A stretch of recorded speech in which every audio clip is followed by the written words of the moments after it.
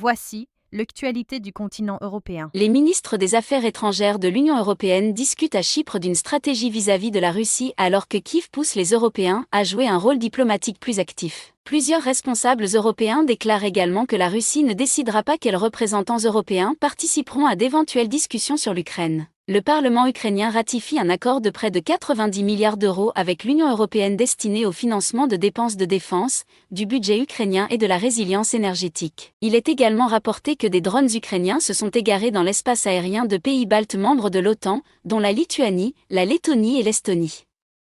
La Lettonie annonce renforcer ses défenses anti-drones le long de ses frontières avec la Russie et la Biélorussie. En Roumanie, un drone soupçonné d'être russe touche un immeuble résidentiel selon les autorités roumaines et l'OTAN. En Ukraine, Volodymyr Zelensky poursuit des discussions avec la Suède autour de l'acquisition de 20 avions Gripen et de la livraison accélérée de 16 appareils Gripen C des données par Stockholm. Les États-Unis indiquent également que leur ambassade à Kiev reste ouverte malgré les tensions sécuritaires. Des responsables occidentaux accusent Moscou d'avoir intensifié des efforts clandestins visant à affaiblir le Premier ministre arménien Nikol Pachinian avant les élections prévues en Arménie.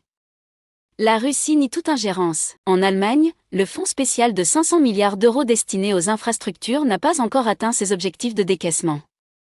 Selon un rapport du ministère allemand des Finances cité par Handelsblatt, le dispositif reste en dessous des objectifs prévus. Par ailleurs, après une exceptionnelle deuxième victoire en Ligue des Champions, le Paris Saint-Germain entre dans l'histoire du football français. Le club parisien s'impose face à Arsenal en finale après les tirs au but sur le score de 4-3. Les célébrations donnent toutefois lieu à de nombreux incidents dans plusieurs villes françaises. Selon les autorités relayées, plus de 200 personnes sont blessées, dont 57 policiers, et une personne décède.